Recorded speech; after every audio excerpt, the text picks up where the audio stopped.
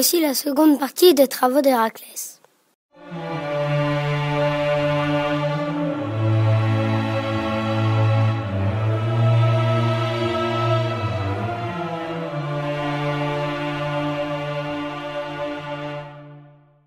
Un jour, Eurysthée voulut avoir les juments de Diomède.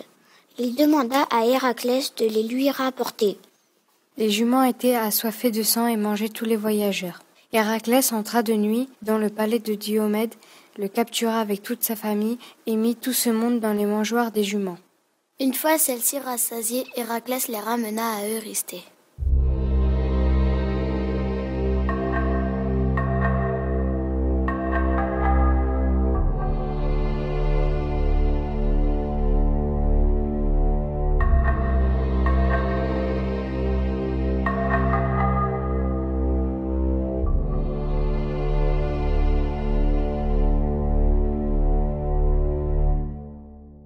Pour le 8e travail d'Héraclès, la fille d'Eurysthée voulait la ceinture en or qui appartenait à la reine des Amazones.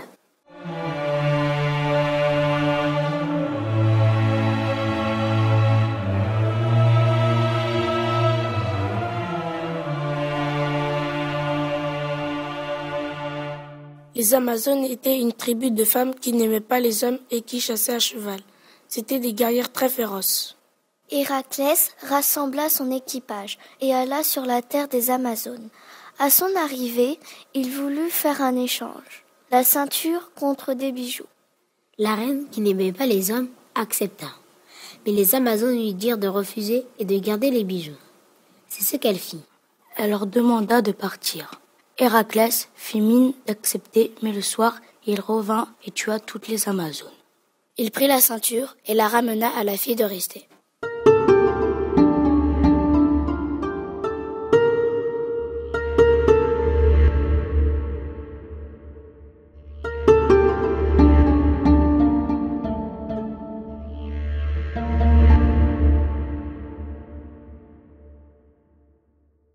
Les écuries d'Augias.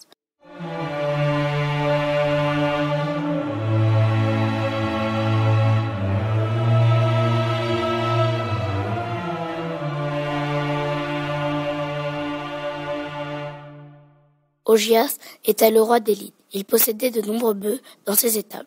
Celles-ci n'étaient jamais nettoyées. Le fumier s'accumulait et la terre pourrissait.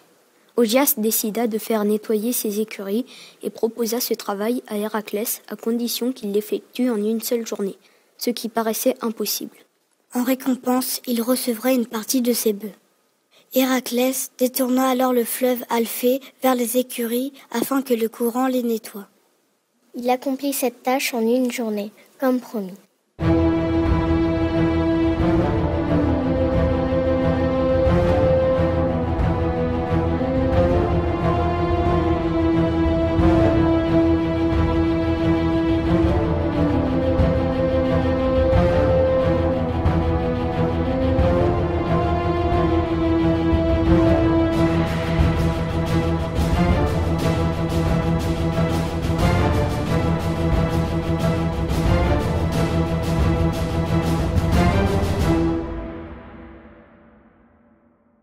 Eurysthée voulait les bœufs du roi Gérion.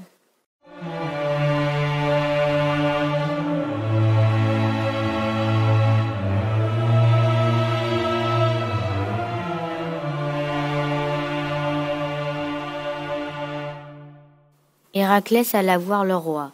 Celui-ci avait 3 corps. Le roi lui dit qu'il fallait d'abord passer par un chien à 2 têtes et un dragon à 7 gueules. Héraclès tua le chien avec 2 coups de massue et abattit le dragon avec ses flèches. Il ramena alors les bœufs à Eurysthée.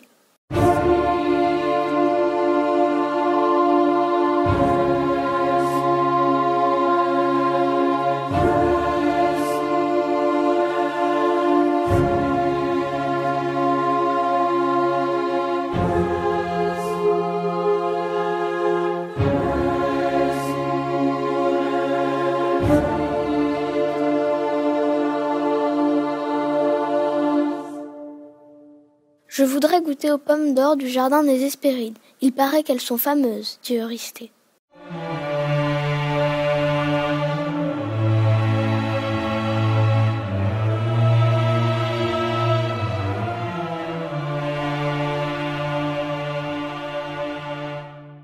Héraclès se mit alors en route sans savoir où chercher. En route, il rencontra Atlas qui était condamné à porter la voûte céleste sur ses épaules pour avoir osé défier Zeus.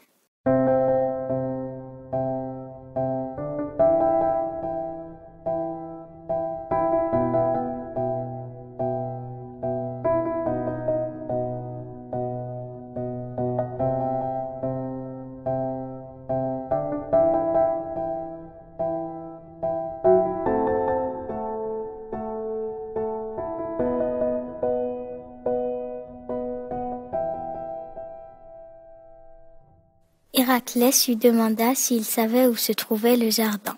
Atlas lui répondit que ce jardin était gardé par ses filles. « Elles refuseront de te les donner. Par contre, moi, elles ne peuvent rien me refuser. » Or, pour y aller, Atlas devait se débarrasser du terrible poids qu'il portait.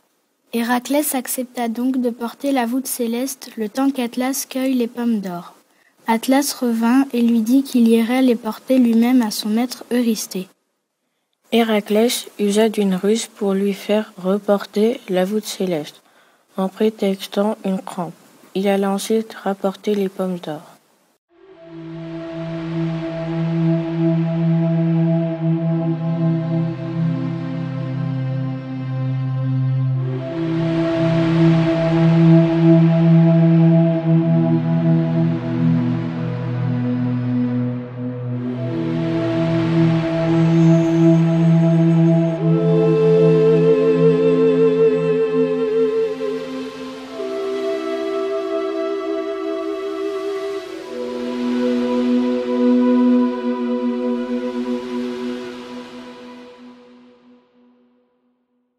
Eurysthée demanda à Héraclès de ramener Cerbère, le chien à 3 têtes, gardien des enfers.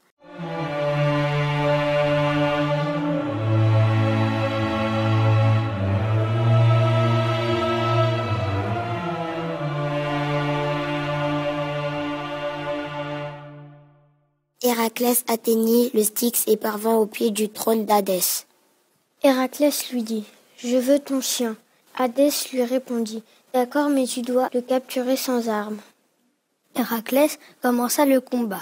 Il prit la chaîne qui retenait Cerbère et la lui enroula autour du cou. Il le ramena ensuite à Eurysthée qui décida finalement de le laisser repartir.